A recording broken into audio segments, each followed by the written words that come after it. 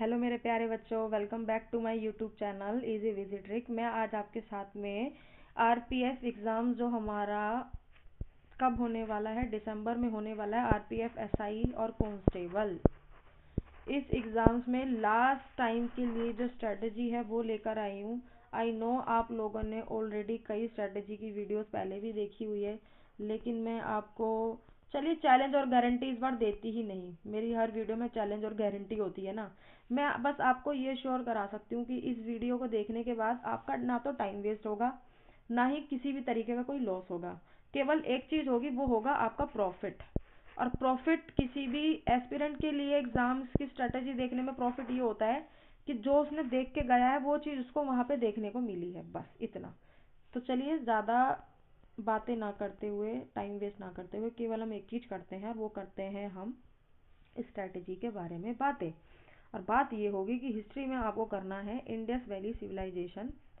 Indus valley civilisation के बाद में आपको जो सेकंड नंबर करनी है वो करनी है बुद्धिज़्म। बुद्ध करने के बाद में आपको जैनिज़्म करना है। जैनिज़्म करने के बाद में आपको 16 महाजनपद करने हैं।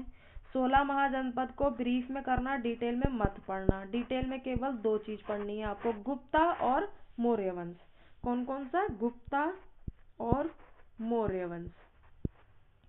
इसको करने के बाद में आपको क्या करना है? उसके बाद आपको करना है, सॉरी माफ़ करना, उसके बाद में आपको करना ये है कि जब आपने इतना कर लिया, ठीक है, तो आप हिस्ट्री को स्टॉप कर दीजिए। आप फिर हम स्टैटिक में बात करेंगे हिस्ट्री के लिए अलग से क्या करना है। आप इसको स्टॉप कर दीजिए, आपने हिस्ट्री में केवल इतना ही करना है, ठीक है। इतना कर लिया आपने, इससे बाहर कुछ नहीं होगा, ठीक है।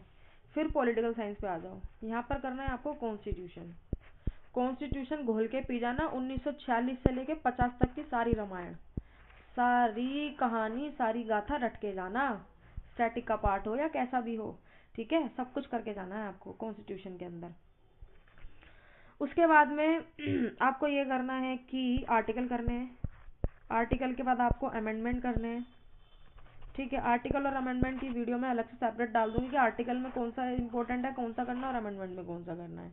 या फिर मैं पीडीएफ की स्क्रीनशॉट लेके शेयर कर दूंगी आपको, इसी वीडियो के लास्ट में अटैच कर दूंगी या पीडीएफ लिंक कर दूंगी। तो उसके बाद में जब आपका ये हो जाए ना, लास्ट में आपको गांधी युग करना है। गांधी युग कर लेना, चाहे लास्ट में चाहे पहले, लेकिन ये टॉपिक करके जाने हैं आपको। गांधी युग करना है। गांधी युग के साथ साथ आपको आंदोलन देखने, चिपको आंदोलन, नर्मदा बचाओ आंदोलन, और कहाँ से इनका जन्म हुआ, कब हुआ, किस तरीके से हुआ, किन्होंने इसमें सहयोग करा, और क्या इसके परिणाम निकले, मतलब एवरी डिटेल आपको पता होनी चाहिए। उसके बाद में आपको क्या करना है? उसके बाद आ जाते हैं आप ज्योग्राफी पे। ज्योग्राफी में क्या करना है आपको? ज्योग्राफी में आपको अर्थ की स्टडी करनी है। अब आपको जियोलॉजिस्ट नहीं बनना, आपको केवल अर्थ की स्टडी ऐसे करनी है, crust, mental, core. Crust, mental और कोर। जब आप ये पढ़ लोगे, क्रस्ट में क्या पाया जाता है, मेंटल में क्या पाया जाता है, कोर में क्या पाया जाता है, ठीक है, ये आपकी अर्थ की स्टडी हो गई। फिर इंडियन ज्योग्राफी में आप पढ़ के जाओगे फसलें। फसलें, वन, सदाबहार वन, पर्णपाती वन, मानसून वन, आर्द्र वन, ये वाले वन पढ़ के जाओगे। कौन से वन से क्या मिलता है ना, साल, सागौन, मास, ये सब फर्न, ये सब चीज़ें कौन से वन से मिलती हैं, ये सारे एग्जाम्पल। अब चाहे आप इसे इंडियन ज्योग्राफी का पार्ट समझो या स्टैटिक का पार्ट समझो, है तो है, करना तो करना है, तभी आपका बेनिफिट हो पाएगा एग्ज़ाम के अंदर। जब आप फसल कर लो, आप वन कर लो, उसके बाद में आपको वेदर एंड क्लाइमेट करना है इंडियन ज्योग्राफी में ही, ठीक है। जहाँ पर आपको विंड्स देखनी है, ये तो आपके स्टैटिक में भी आ ही जाता है। विंड्स देखनी है आपको, किस तरीके से विंड्स होती है और किस तरीके से। फिर मानसून देखना है, सबसे इम्पोर्टेंट टॉपिक तो आपको ज्योग्राफी में मानसून घोल के पीना है। परमार सर की वीडियो देख लेना, परमार सर बहुत ज़्यादा अच्छा पढ़ाते हैं, सारे बच्चे उन्हीं को फॉलो करते हैं। यदि आप जिनमें से, जो मुझे नहीं लगता कुछ कोई भी ऐसा बच्चा होगा जो परमार सर के बारे में ना जानता हो, बट यस जानता होगा, हर कोई जानता होगा। पर जो नहीं जानता वो उन्हें यूट्यूब पे फॉलो कर सकता है फ्री ऑफ कॉस्ट। वो यूट्यूब पे अपनी सारी वीडियोस अपलोड करते रहते हैं। आपको करना है ये सारी चीज़ें। उसके बाद जब आपकी विंड्स हो जाएं, फॉरेस्ट हो जाएं, आपके वेदर एंड क्लाइमेट हो जाए, इंडियन ज्योग्राफी में आपका अर्थ की स्टडी हो जाए, इन सबको करने के बाद में सॉइल, सॉइल हो गया आपका, सॉइल कितने टाइप की सॉइल होती है, किससे क्या बनता है, ये सारी चीज़ें आपको पढ़ के जानी है ना। उसके बाद में आपको स्टैटिक पे आना है। अब स्टैटिक पे देखो क्या करोगे आप लोग। स्टैटिक में बहुत सारी चीज़ें हैं, लेकिन क्योंकि टीसीएस इस बार कंडक्ट करा रहा है ना, माफ करना, टीसीएस अगर कंडक्ट करा रहा है तो वो डांस के एक्सपोनेंट और म्यूजिक इंस्ट्रूमेंट के एक्सपोनेंट ज़रूर पूछेगा, तो आपको ये रट के जाने हैं। मुझे पता है मोस्टली एसएससी एस्पिरेंट ही अब आरपीएफ के एसआई और कांस्टेबल के एग्ज़ाम ज़रूर देने जाएंगे, तो उन्हें ये चीज़ पता ही होगी कि वो जो है अगर ये नहीं करके गए तो उनका लॉस होता है। लेकिन जिनको नहीं पता, जिनके लिए ये सब कुछ नया है, क्योंकि कुछ बच्चे ऐसे भी तो होंगे ना जो एसएससी के एग्ज़ाम देते ही नहीं होंगे, वो केवल रेलवे में इंटरेस्टेड होंगे। कुछ ही बच्चे होंगे ऐसे, कुछ ही परसेंट बच्चे, मैंने हर किसी के लिए नहीं कहा ये, लेकिन मैं उनका लॉस नहीं होने दूंगी, इसलिए मैं स्पेशली ये वीडियो लेकर के आई हूँ कि ऐसे बच्चे जो नहीं जानते हैं कि टीसीएस क्या पूछ सकता है स्टैटिक में, मैं उनके लिए ये वीडियो लेकर आई हूँ। और जिनको पता है वो तो वेल एंड गुड है, ऑलरेडी वो बहुत ही ज़्यादा अच्छे हैं, एक्सपीरियंस बच्चे हैं। तो आपको कुछ नहीं करना, आपको बस ये डांस हो गया, म्यूज़िक हो गया, जब ये सब हो जाए तो उसके बाद आपको देखना है टेम्पल। टेम्पल देखना है बहुत भाई, बहुत ज़्यादा ज़रूरी है ये तो, टेम्पल, डांस, म्यूज़िक, और उसके बाद आपको देखना है क्या, स्पोर्ट्स देखना है आपको। स्पोर्ट्स स्टैटिक वाली बुक आती है नवीन सर की, नवीन सर की स्टैटिक की बुक आती है ब्लू वाली, या कोई सी भी आप स्टैटिक बुक ले सकते हो, उसमें स्पोर्ट्स का, माफ़ करना स्पेलिंग बातों बातों में गलत कर दी, स्पोर्ट्स की टॉपिक उठाना है वहाँ से, स्पोर्ट्स का सारा, और उसमें आपको ओलंपिक बिल्कुल नहीं छोड़ना, ओलंपिक तो बिल्कुल नहीं छोड़ना, ओलंपिक मत छोड़ना।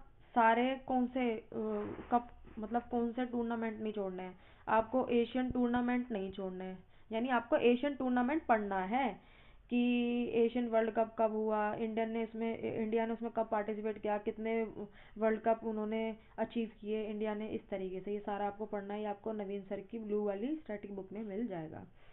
और जब आपका टेम्पल, म्यूजिक, स्पोर्ट्स और ये सब हो जाए, आपके आते हैं सोसाइटी, समाज, स्टैटिक की बुक में ही, जो नवीन सर की बुक जिनके पास, आजकल तो हर बच्चे के डेस्क पे नवीन सर की स्टैटिक की बुक है, क्योंकि स्टैटिक का मटेरियल ही इतना ज़्यादा होता है कि बच्चा अब नोट्स तो बना पाता नहीं है, तो वो क्या करता है कि परचेज ही कर लेता है। मे बी 100 से 200 की रेंज या 250 की रेंज तक में होगा सर का जो ये स्टैटिक बुक है नवीन सर की। इसमें आपको इसमें आपको जो हेल्प करेगी इन चारों के बाद में, डांस, म्यूज़िक, टेम्पल और स्पोर्ट्स के बाद में, एक वो सोसाइटी मैं आपको बता रही थी जिसमें प्रार्थना समाज है ना, जो पांडुरंग ने की थी, है ना, प्रार्थना समाज हो गई, ये सारी चीज़ें हो गई, राजा राम मोहन रॉय की हो गई, आत्मीय सभा, और वेदांता कॉलेज है ना, शारदा सदन हो गई, अभिनव भारती सोसाइटी हो गई, ये सारी सोसाइटी आपको करके जानी है। सोसाइटी के बाद में आपको जो रटना है, स्टैटिक के पार्ट की ही बात हो रही है अभी भी, जो फॉर्मूले होते हैं ना, केमिस्ट्री के फॉर्मूले, कि NaCl क्या होता है ना, सोडियम क्लोराइड वगैरह, ये सब फॉर्मूले आपको रट के जाने हैं, समझ गए ना आप, केमिस्ट्री के फॉर्मूले वगैरह। और एसिड बेस और साल्ट, ये चैप्टर आपको केमिस्ट्री से उठाना है और करना है, अच्छे से घोल के पीना है इसको। सारी गैसेस देखनी है, पीरियोडिक टेबल देखनी है, हाँ जी पीरियोडिक टेबल देखनी है, ये तो मैं मिक्स ही बता रही हूँ, वैसे तो साइंस का पार्ट है, पर पीरियोडिक टेबल देखनी है आपको।